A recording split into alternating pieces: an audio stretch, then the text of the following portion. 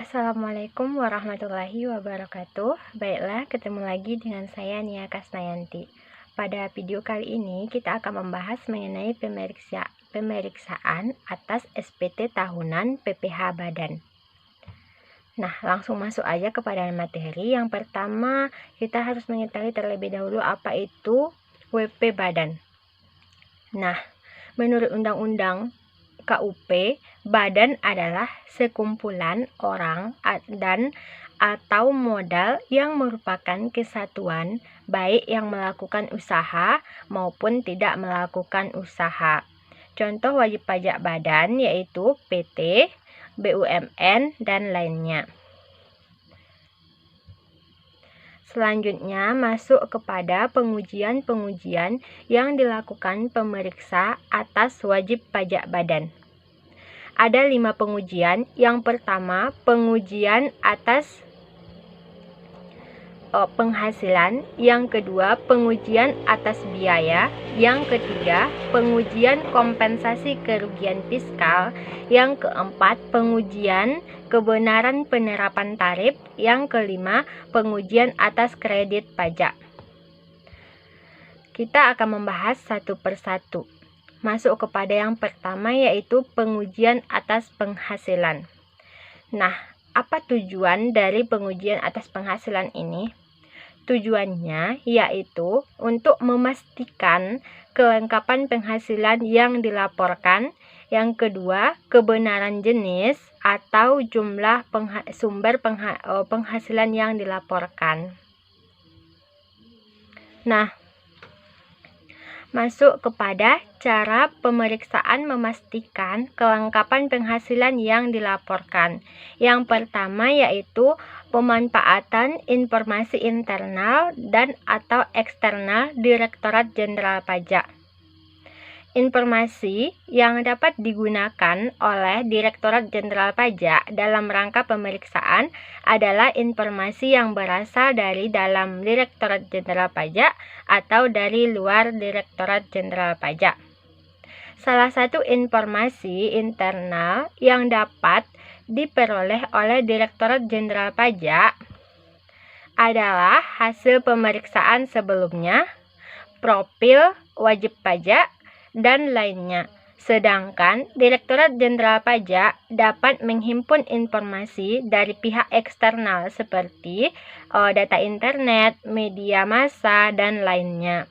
Jika menggunakan teknik ini, prosedur pemeriksaan yang dapat ditempuh adalah dengan mengumpulkan informasi, kemudian melakukan identifikasi dan mengolah data serta informasi tersebut.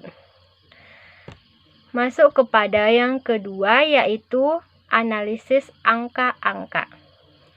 Nah, analisis angka-angka ini adalah penelaahan dan penguraian atas angka-angka dan bagian-bagiannya serta hubungannya dengan angka pada pos lainnya untuk mengetahui kewajaran jumlah suatu pos. Dalam teknik ini, pemeriksa pajak dapat menguji kepatuhan wajib pajak dengan melakukan hal-hal sebagai berikut. Yang pertama, membandingkan analisis atas angka-angka dalam SPT wajib pajak dengan neraca, laporan laba rugi, dan laporan atau dokumen lainnya. Yang kedua, menganalisa perbandingan rasio dengan standar yang berlaku. Yang ketiga, menganalisa kaitan antara rencana biaya, rencana penjualan, rencana produksi, rencana pembelian, dan sebagainya. Masuk kepada yang ketiga, penelusuran angka-angka. Penelusuran angka-angka adalah penelaahan secara mundur untuk melihat apakah angka-angka dalam suatu pos sesuai dengan rekam jejak pemeriksaan. Hal-hal yang perlu diperhatikan dalam teknik pemeriksaan ini adalah yang pertama, nama orang atau badan yang mengeluarkan dokumen yang bersangkutan. Yang kedua, tanggal pembuatan dokumen. Yang ketiga, keaslian dokumen. Yang keempat, jika dokumen tersebut berjumlah besar, sangat berguna untuk pembuatan data yang diproduksi. Nah, selanjutnya yaitu penelusuran bukti. Penelusuran bukti merupakan pemeriksaan bukti yang mendukung suatu transaksi dengan tujuan untuk menguji apakah suatu transaksi yang telah dilaporkan didukung oleh bukti kompeten yang cukup. Prosedur yang dapat dilakukan pemeriksa pajak pada teknik ini adalah melakukan identifikasi transaksi-transaksi yang berkaitan dengan pos yang diperiksa, lalu mengumpulkan bukti-bukti yang mendukung transaksi dan mencocokkan isi bukti dengan transaksi untuk memastikan apakah bukti transaksi telah dicatat dan dilaporkan. Nah, lanjut kepada pengujian keterkaitan. Pengujian keterkaitan merupakan pengujian yang dilakukan untuk meyakini suatu transaksi berdasarkan pengujian atas mutasi pos-pos lain yang terkait atau berhubungan dengan transaksi tersebut. Contoh pos-pos yang terkait antara lain penghasilan bruto terkait dengan penerimaan kas atau bank atau dengan piutang usaha. Contoh lainnya yaitu adalah pos pembelian terkait dengan pelunasan hutang usaha. Nah, masuk kepada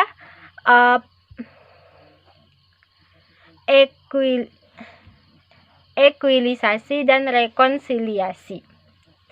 Nah, teknik pemeriksaan ini dilakukan dengan mencocokkan dua atau lebih angka yang mempunyai hubungan satu dengan yang lainnya. Apabila hasilnya terdapat perbedaan, maka perbedaan tersebut harus dapat dijelaskan jika menggunakan teknik pemeriksaan ini. Nah, teknik pemeriksaan pajak dapat dilakukan dengan hal-hal sebagai berikut. Yang pertama, membandingkan angka neraca dengan buku besar dan buku tambahannya. Yang kedua, membandingkan saldo-saldo pada angka neraca tersebut dengan daftar utang atau piutang untuk bulan pertama tahun berikutnya setelah memperhatikan mutasi yang terjadi pada bulan tersebut. Selanjutnya, mengecek mutasi yang terjadi dengan catatan pada buku harian, kas atau kas bank, buku pembelian atau buku penjualan pada bulan yang sama. Selanjutnya, melakukan rekonsiliasi atau kaitkan dengan PPN, PPh 21, PPh 22, PPh pasal 4 ayat 2, PPh 26, PPh 23 dengan laporan laba rugi dan lakukan rekonsiliasi sistem pembukuan dengan laporan menurut SPT.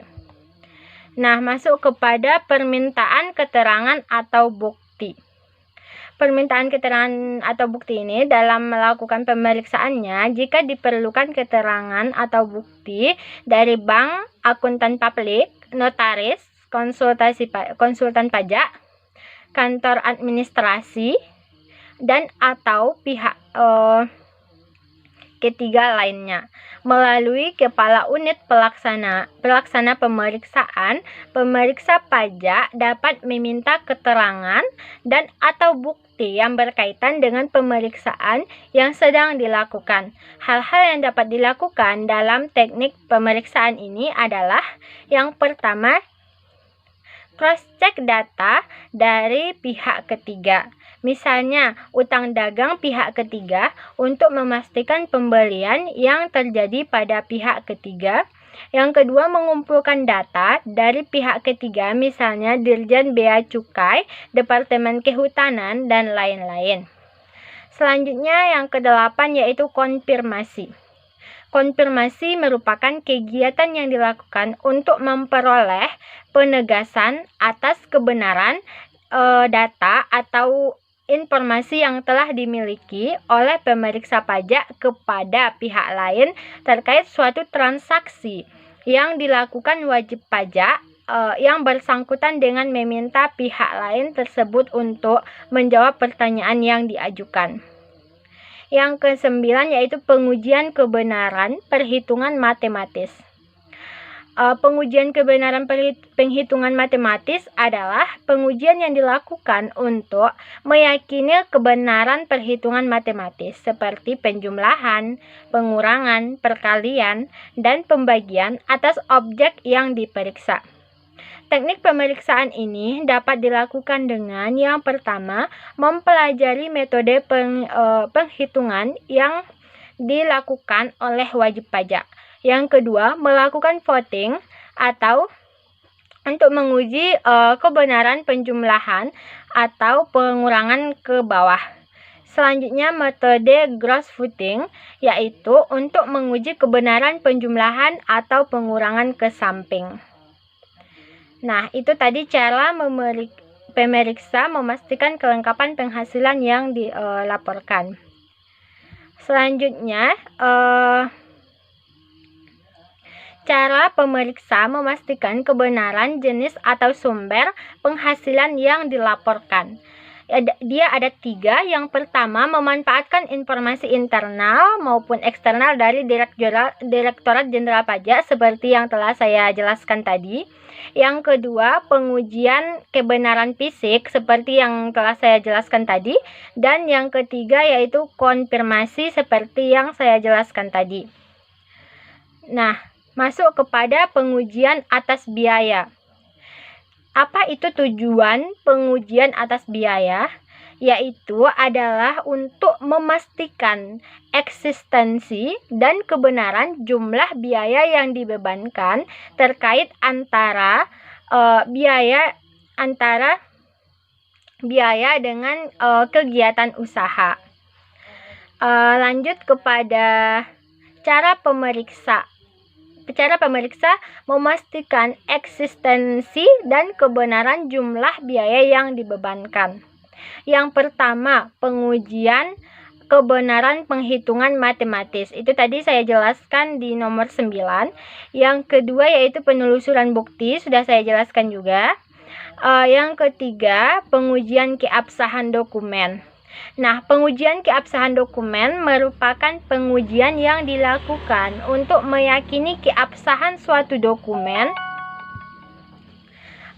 yang akan digunakan dalam pemeriksaan. Jika pemeriksa pajak menggunakan teknik ini, prosedur pemeriksaan yang dapat ditempuh adalah melakukan penelitian keabsahan dokumen seperti pembubuhan tanda tangan pihak yang berwenang, cap stempel, dan tanggal dokumen, lalu melakukan klarifikasi kepada pihak yang terkait dan meminta surat pernyataan wajib pajak. Lanjut kepada yang konfirmasi seperti yang sudah saya jelaskan tadi. Lalu ekualisasi dan atau rekonsiliasi sudah saya jelaskan juga. Yang keenam, pengujian keterkaitan.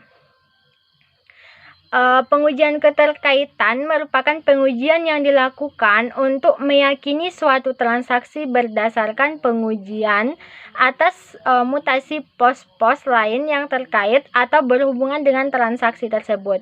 Contoh pos-pos yang terkait antara lain penghasilan bruto terkait dengan penerimaan kas atau bank atau dengan piutang usaha. Contoh lainnya adalah pos pembelian terkait dengan pelunasan hutang usaha. Nah, selanjutnya yaitu pengujian terhadap rekening koran wajib pajak. Nah, masuk kepada cara pemeriksa memastikan keterkaitan antara biaya dengan kegiatan usaha. Yang pertama yaitu wawancara. Wawancara merupakan proses tanya jawab yang dilakukan kepada wajib pajak maupun pihak lain yang dilakukan untuk memperoleh keterangan yang lebih lengkap mengenai hal-hal terkait dengan pos-pos yang diperiksa. Selanjutnya yaitu pengujian dokumen.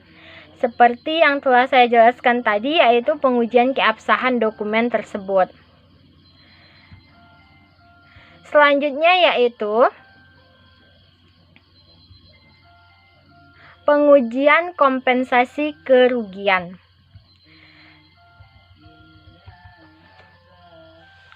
Hal-hal krusial yang diuji pemeriksa yaitu yang pertama dokumen penentu nilai kerugian fiskal, apakah berdasarkan SPT, wajib pajak, surat ketetapan pajak, keputusan keberatan atau keputusan banding. Yang kedua yaitu jangka waktu kompensasi kerugian fiskal selama 5 tahun.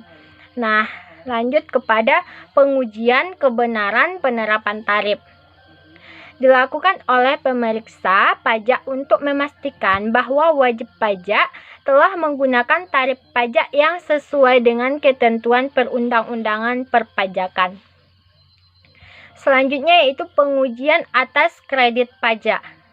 Cara memastikan kebenaran kredit pajak yaitu yang pertama, pemanfaatan data internal Direktorat Jenderal Pajak berupa bukti potong dan SSP. Yang kedua yaitu konfirmasi ke pihak pemotong atau pemungut pajak.